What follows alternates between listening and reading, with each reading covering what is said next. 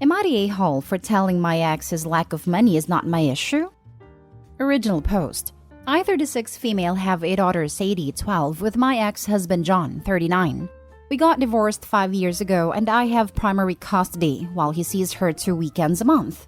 Last year, he got married to Amanda, who has sole custody of her kids, 10 and 8 female, from a previous marriage.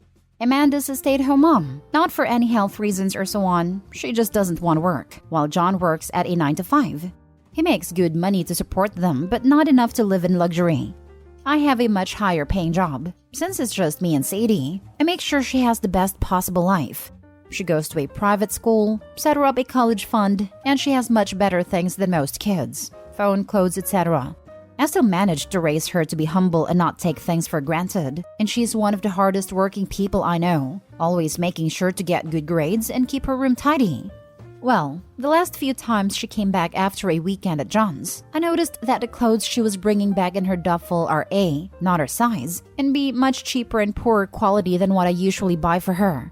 I asked her why that is, and she told me that while she's at her dad's, Amanda takes away her nice clothes and gives them to her kids, while Sadie gets the clothes they buy from Target. I asked her if she wanted them back, but she said she didn't mind sharing since all her favorite clothes were kept here. The problem came when I went to pick her up last weekend. I had a business meeting and couldn't drive her over, so Amanda offered to just pick Sadie up from school, which hadn't happened before.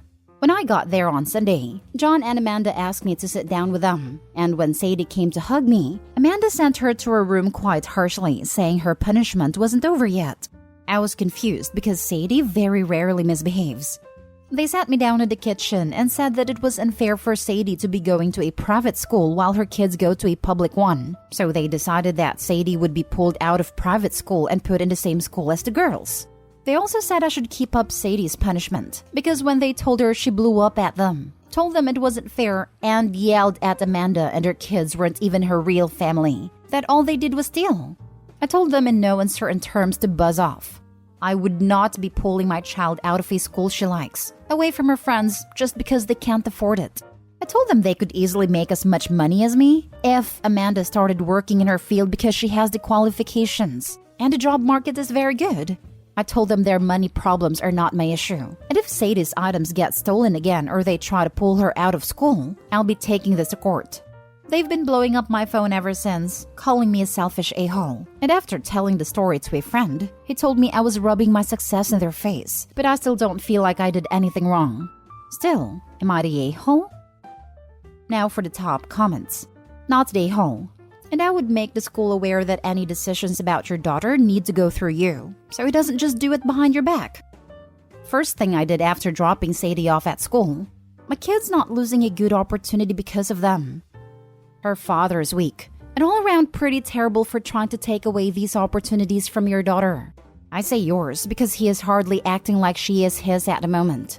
I'd be having a good talk with your daughter about any other toxic ways she's being treated at their house. Get the courts involved regardless for stealing and trying to alienate your daughter. In the meantime, Opie and daughter could make a game out of this. Take daughter thrift shopping for dad's weekend clothes. Things that are okay but not stepmom jealous fancy. Clothes that daughter likes and fits but stepmom is not likely to steal. Hi, I think as a loving mother you know the answer deep down in your heart. Not the a-hole, and well done for protecting your daughter. Keep this mama bear mood switched on. Out of all adults involved, you're the only one fighting your kid's corner. Your daughter really needs your support in this situation. The only thing that I would have done differently is I'd have taken them to court already for stolen clothes. You let it go, and now it keeps escalating, because the real motive here is intense jealousy, combined with laziness and questionable morality. To steal clothes instead of working? Meh, that makes me want to vomit. These people are adults and won't change, so reasoning with them is not a viable option. I would involve Child Protection Service to start with, because stealing clothes and pulling your daughter out of school against her will and without consulting her mother is abuse. Please report it, or your child will get more of the same. Also, I'm not sure if your daughter benefits from seeing her father. Even during the short time they're together, he manages to mistreat her. It's another thing to discuss with Child Protection. I would do it without warning and any previous talks with her dad or Amanda, so that they wouldn't be able to prepare on how to dodge it. What you're describing is serious, and it's time to take an action. Good luck, and please take good care of yourself. Your lovely daughter needs your help right now. Thank you so much for your comment. I'm really considering that, but haven't done it up until now because I didn't want to ruin Sadie's relationship with her father. As it is, she's decided she doesn't want to go back, so I'm gonna take quite a lot of pleasure in getting my revenge for what they did to her. Best of luck to you. I'm glad your daughter won't be exposed to any more of it. I don't know how it works where you live. Can your ex take you to court for withholding his daughter from him, or she's old enough to decide for herself? He can take me to court if she doesn't go, and she can only make choices about her living situation at 16. But I'm planning on contacting my lawyer ASAP to at least start the process of getting the sole custody before her next visit. Then hopefully I can keep her with me until the decision's final. Now for the first update. I got temporary guardianship while waiting for a court hearing. We're going to try to get full custody and have John get 1 day a week of visitation, supervised for at least the first few months, and no contact with Amanda or her kids. This way, he still sees Sadie just as much and they can try to repair their relationship, but she doesn't have to go back there. All contact between us is made through emails which are CC'd by my lawyer, and I've asked for Sadie's things back. I've talked to Sadie, and we've decided that she's going to try therapy for a little while to help deal with everything that's happened. Update 2. We've had a hearing and our custody arrangement's been modified. Any and all decisions relating to Sadie are made by me and me alone. John has supervised visitation once a week and Sadie will continue in therapy to deal with all the issues Amanda and company have caused her. They tried to push for 50-50 custody split on grounds of alienation, as in me trying to put Sadie against her father. But we made it clear from the start that we wanted to keep Amanda and her children away, and wanted supervision only because we don't feel safe leaving him alone as of yet, but that we were open to modifications.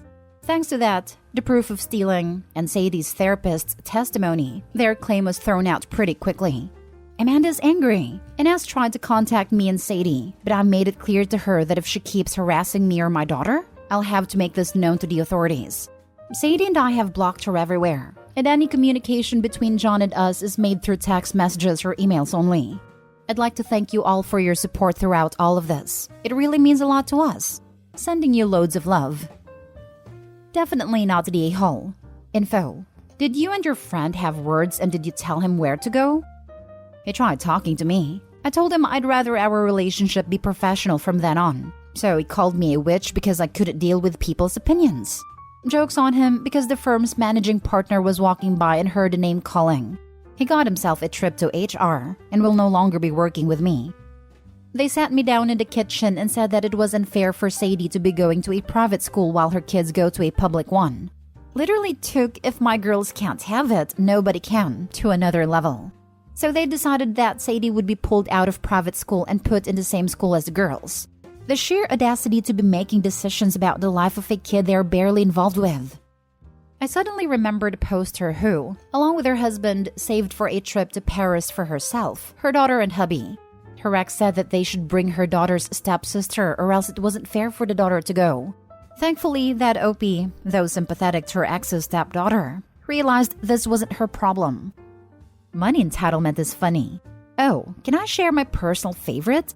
It was the one that was posted here of a dude that was with his girlfriend for 4 years, and her dad died leaving her a huge inheritance, and he was all pissy because she was managing her money like a mature adult, like selling an extra house and giving the money to her mom so she could live comfortably, and he was fighting her for not sharing it, and asking him if he needed any of her inheritance. Then he recommended couples therapy, then quit when the therapist and girlfriend ganged up on him. And when she finally broke up with him, he posted for advice on how to report her mom for tax fraud from the girlfriend helping out her mom. Dude was such a loser. I wouldn't even warn Amanda that I'd go to the authorities if she didn't stop harassing me. I'd go straight to the authorities and let them sort it out. These are not people you can compromise with. If they even perceive that OP has given them an inch, they're going to demand the entire country. Next story. Am I the a-hole for being honest with my son that I am not proud of him? My wife Nina became pregnant with our son Jason when we were both 20. We will admit it was an unplanned pregnancy, but we loved our son and kept him. We did our best to raise Jason to be kind, respectful, and treat others well, and we thought we succeeded. Jason worked hard to attend an elite university. Jason and his first wife Sarah had a daughter, Simone. Unfortunately, Sarah passed in a car accident before Simone's 3rd birthday. Jason raised Simone until Simone was 4. At that time, he met his second wife and moved 2 hours away, and Simone lived with us. Jason visits once every 2 months at best. He and his wife would stay for the day, buy Simone a present, then Jason would say it was time to leave. Nina and I suspect he only visits and buys Simone the present because his wife makes him. His wife, Iris, is a lovely lady. She insists that Simone should move in with them or they should move closer to us because she wants to be Simone's stepmom and spend time with her. But Jason shuts the idea down because he says Simone moving in or them moving would hurt his career, and it is best Simone stay with Nina and me. Simone is 11 now, and she adores Jason. She makes drawings and cards for him, constantly bakes treats to send him. It is devastating for her because her dad is her hero, and he does not want to spend time with her. Her birthday was in July, and she cried when Jason did not call her to wish her a happy birthday. Iris tried lying to Simone to make her feel better that the phone lines went down, and Jason did not forget, but Simone did not believe her. Simone is at summer camp all this week, and Jason invited us to a party to celebrate receiving a promotion. During the party, Jason told me about how much more money he makes with his promotion and his job title, and he asked, "You should be proud, old man. Job title and an elite university alumni." I sighed and told Jason that I honestly have not been proud of him as of late. He may have a well-paying job, but he treats his own beautiful daughter as if she doesn't matter. Simone is his own little girl. She loves him so much and he doesn't even seem to care. Nina came back with drinks and Jason told her what I said. Nina told him that she agreed with me and he does not treat Simone right. Most of the family says that I and Nina were in the wrong to tell Jason I was not proud of him. They said I should know how much that statement hurts at any age because I was never good enough in my own father's eyes. They said that Jason is probably focusing on stabilizing his career and Simone can move in with them after. They also said Jason's own promotional party was not the time or place to call him out, and I could have just congratulated Jason on working hard and saved the drama for another day. I feel what I said needed to be said, but most of the family's disagreeing with Nina and me. Am I the a-hole? As many people have asked, Jason does pay for child support, and he believes because he pays child support that his responsibilities have been met. Jason told us he was attending therapy in the beginning, but we learned later he was being untruthful about it. Simone sees a child psychologist, but she seems to talk to the psychologist more about school and friends rather than Jason. Many of the comments have also suggested that Simone could resemble Sarah and cause too many bad memories for Jason. That could be possible, but Simone does not resemble Sarah at all. Simone looks like a young version of Nina with lighter skin and slightly thicker hair. The issue seems to be that Jason does not want to be a parent to Simone. Now for the top comments. You told a well-deserved truth. And if that makes him upset, then he can go sit in syrup.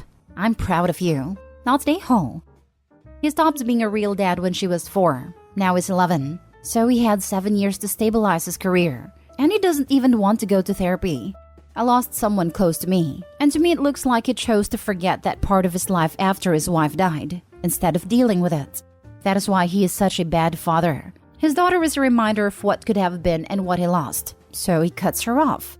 He is harming himself and his child, and sets himself for a lot of family drama. OPS's parent needs to give him a solid kick in the butt so he starts going to therapy. Not the a-hole. When you are raising your grandchild, oh boy do you get to have all the opinions in the world regarding your kid. Yep. As for all those saying how much those words hurt coming from a parent, just wait until your kid wants no more to do with you, because you left her behind when she needed you most. Not the a-hole. He has abandoned his child, physically and spiritually, for the last 7 years. He's not just the a-hole in this situation, he's an a-hole to the core. Now for the last story. Am I the a-hole for still having my daughter's first birthday party? Okay, here's the background. My 24 female friend, 24 female, and I gave birth on the same day. Her due date was supposed to be 2 months later, but her baby came early. We were both so excited. Unfortunately, 6 months ago, her baby passed on. I cannot begin to imagine her pain. I have tried to be there for her as best as I could, but she just wants to be left alone most of the time, which I understand. Now on to the issue. My daughter's birthday is coming up in September, and we plan to invite close friends and family to her birthday party. I texted her before the invites were sent out, saying, I wanted to let you know my daughter's birthday party is on this date, and I just wanted to let you know you're invited. No pressure on you to come at all. She texted me back saying, oh no, thanks. I'll be at my daughter's grave that day. You know, the one that will never have a first birthday? Buzz off. She told our other friends how angry she is at me for even inviting her, and that is awful that I'm still celebrating this day. And they kind of see her side, saying I could have been more sensitive. My husband doesn't think I did anything wrong and is just grief talking. Am I the a-hole for inviting her? Honestly, I feel you were screwed either way. If you didn't invite her, your friends and her probably would have thought you were being presumptuous by making the decision for her. You messaging her personally, so she wouldn't get blindsided by an invitation, was likely the right call unless she, or someone else, has talked to you about keeping a distance. If your friends mentioned it, ask what you could have done to be more sensitive. If they have better ideas, use them. Not the a-hole. I agree with your husband that this is grief talking. I can't imagine how angry I'd be at the world in her shoes, let alone the extra torture of watching a friend go through the milestones I'd never get to see. Yes, I feel horrible for the friend. I can't bring myself to call her an a-hole because if we're all being totally honest, I'm not sure many of us would have been civil with Opie, given the circumstances.